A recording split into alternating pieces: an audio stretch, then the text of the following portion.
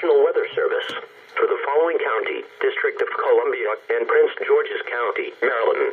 Coastal flood warning in effect from midnight Monday night to 8 a.m. Wednesday.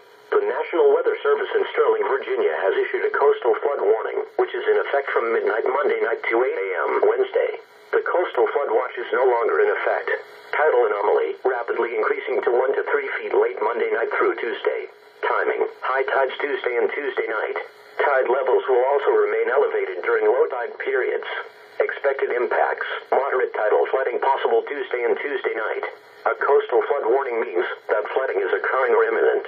Coastal residents in the warned area should be alert for rising water and take appropriate action to protect life and property.